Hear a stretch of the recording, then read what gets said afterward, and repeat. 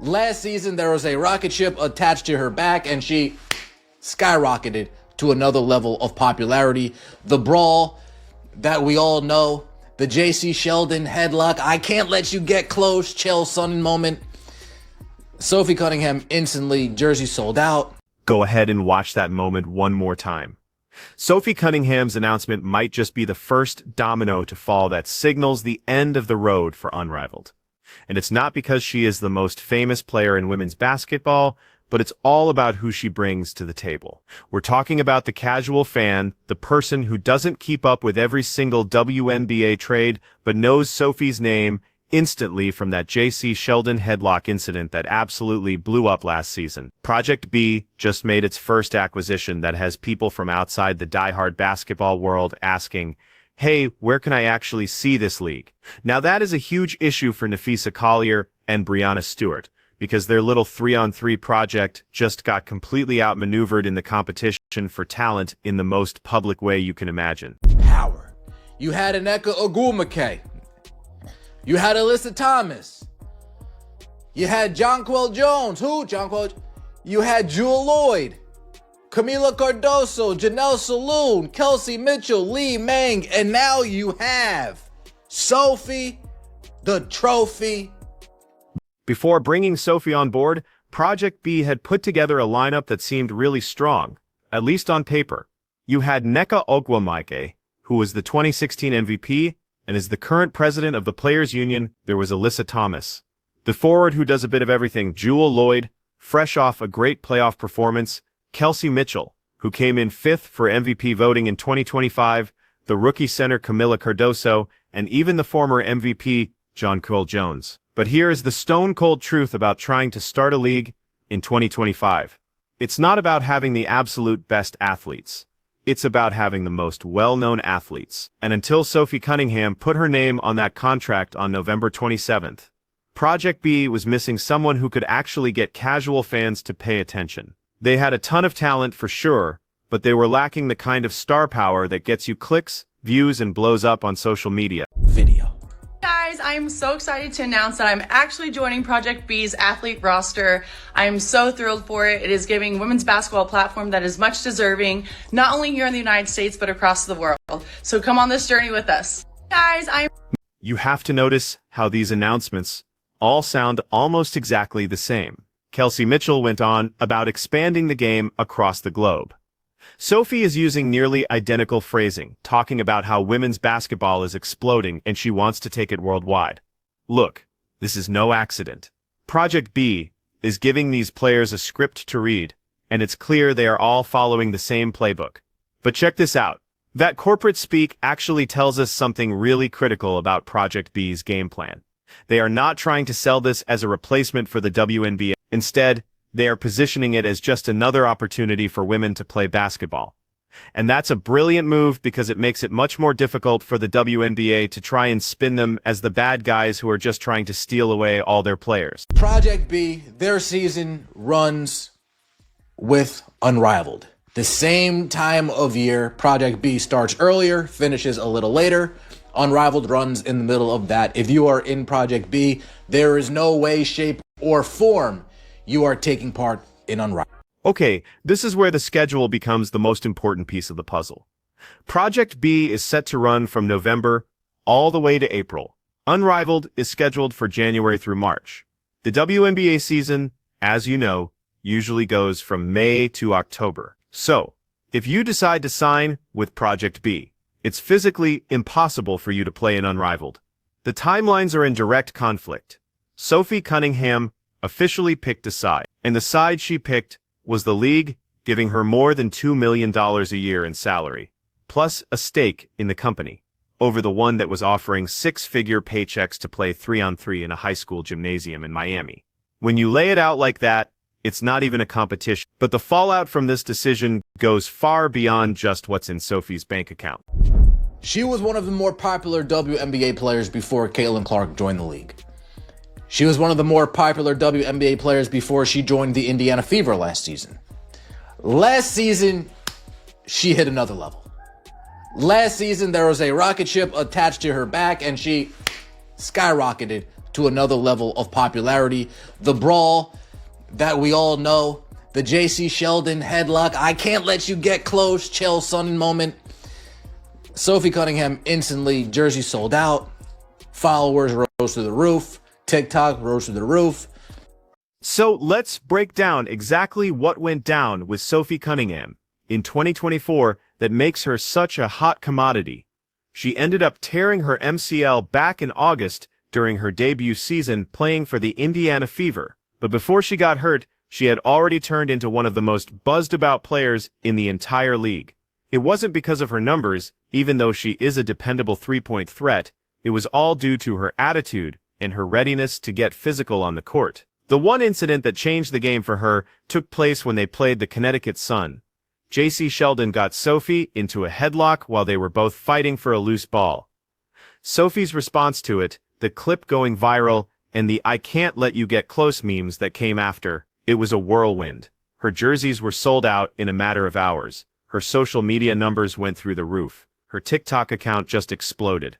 This is the exact type of natural star power that you just can't create in a lab. Sophie didn't get big because the WNBA's marketing team chose to promote her. She got big because she provided fans a moment they couldn't wait to share. And Project B just went out and got the one player who understands how to make those moments happen. Cool. See, Sophie signing, I'm not mad about. Damn good player, but she was also never one of these WNBA players trying to play activists and women's rights, then playing in Saudi. She's realistically, and I can appreciate that. Very good point. So, Sophie Cunningham wasn't one of these players standing on her soapbox and screaming from the mountaintops about activism and this, that, and the third. She wasn't one of these fake WNBA activists turned. The way fans responded gives you all the information you need to understand why this signing is such a big deal. There was one comment that really caught my eye. Sophie signing on. Not mad about it. She was never one of these WNBA players trying to play activist and women's rights, then playing in Saudi. She's realistic, and I can appreciate that. Now that is a clear jab at the players who have been vocal about the WNBA's salary issues, while also accepting paychecks from international leagues in countries with some serious human rights concerns. Sophie never tried to be a social justice advocate. She wasn't out there giving lectures to fans on why they should support women's sports, while her own career moves seemed to contradict her words. She just went out there, played with an edge, talked some trash, and let her true self come through. That level of authenticity is precisely what Project B is looking for. Mainly because the league's home base is in Saudi Arabia, and they are fully aware that they'll get heat for that. Bringing in players who haven't spent their careers blasting other leagues for their foreign deals gives them some serious protection. Sophie can just say, "I'm here to play ball and make my money," without anyone being able to call her a hypocrite. School gym. 3v3 in a high school gym. Unrivaled is... they're missing out. Right? You can't get Caitlin Clark. Angel Reese isn't playing. I mean, the next biggest name, realistically, is probably Sophie Cunningham in terms of who casuals in the public knows. Yeah, I know there's Asia Wilson, I know there's Sabrina, but we're talking about like biggest names and searched up names and clicked up names. And Sophie Cunningham's got to be hovering on the top of. All right, let's get to the elephant in the room. Project B isn't trying to hide that they are attempting to create a league that can compete with the NBA for worldwide attention. That is a massive goal that on its face seems almost ridiculous. But then you see the kind of cash they're offering, which is over $2 million a year for each player, plus ownership equity in the league itself. Now put that up against the WNBA, where the Supermax contract last season was less than $300,000. The WNBA still hasn't even put a max salary over $1 million on the table during their current CBA talks. Sure, they have revenue-sharing bonuses that could, in theory, get salaries past $1 million, but those bonuses are tied to hitting goals for ticket sales, TV ratings, and merchandise that the league has never gotten anywhere near hitting. So the WNBA continues to dangle this carrot saying, "You can earn $1 million if you just help us get more fans." But what they're really doing is asking the players to handle the league's marketing for them while paying them just a tiny piece of what they could be making overseas. It's nasty work, but it's the nature of the business. I get. Fan favorite Sophie Cunningham is coming to Project B. Get your popcorn. I will say this. Project B runs from November to April. The F1 season starts off in March. I do wonder if they're going to do anything for the Saudi Arabia race with some of these ladies from Project B with F1. I do wonder if there's some type of marketing opportunity there with that Jeddah race in F1 with the Project B ladies. I'm just saying, this is just... Here is a detail that almost no reporters are bringing up. Nneka Ogwumike, who just signed on with Project B, is also the president of the WNBA's Players Association. She is literally sitting at the bargaining table right now, attempting to work out a brand new collective bargaining agreement with the WNBA owners. And she just signed a contract with a rival league that is paying 7 times more than the WNBA does. That's not merely a conflict of interest, that is Nneka showing up to the negotiations and basically declaring, I have no faith that you will pay us our actual value, so I went and found a league that will... How can you possibly bargain in good faith when the leader of your union already has one foot out the door? And it's not only Nneka. Breanna Stewart, who is another key figure in the CBA discussions, is a co-founder of Unrivaled. These athletes are protecting themselves by starting and signing with other leagues, while at the same time telling the WNBA it needs to pay them better. The way this looks is just awful. But it seems like nobody in the sports media wants to acknowledge this glaring contradiction. How does this affect the WNBA?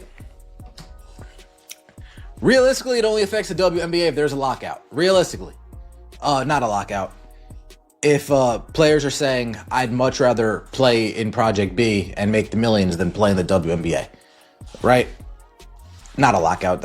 I lost my train of thought. It only affects the WNBA if the contracts are exclusive. There we go. Finally got it out. It only affects the WNBA if the Project B contracts are exclusive. It's if it's written and set in stone.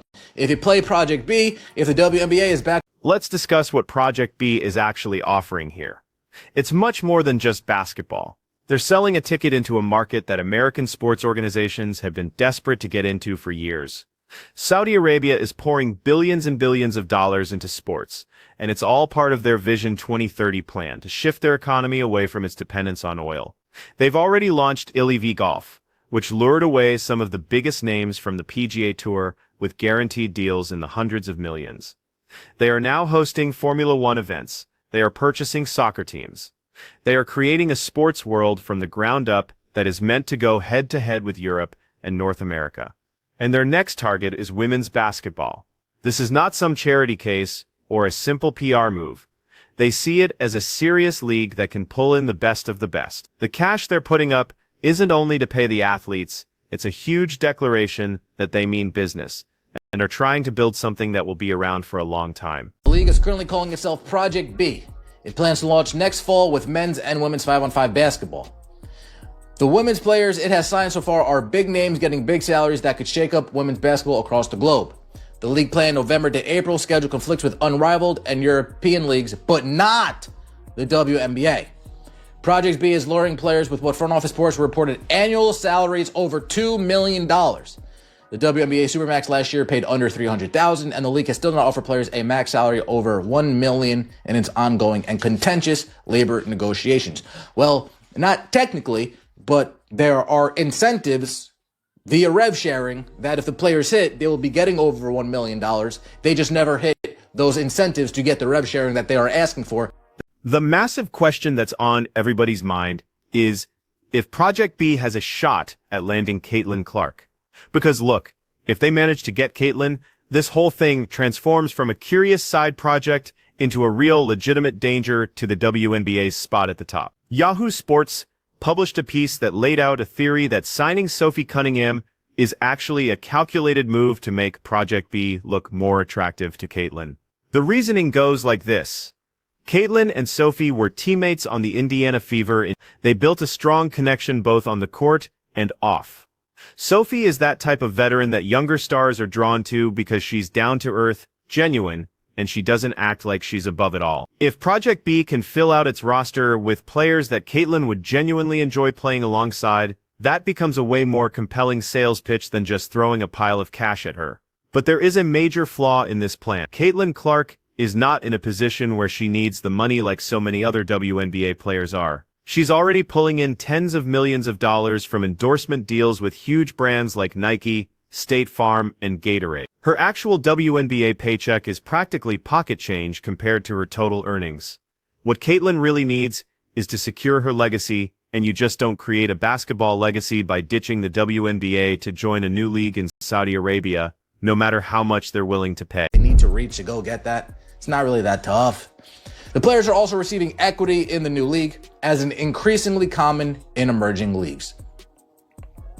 Yeah, because new leagues need to get off the ground. So they're going to go above and beyond offering some bullshit.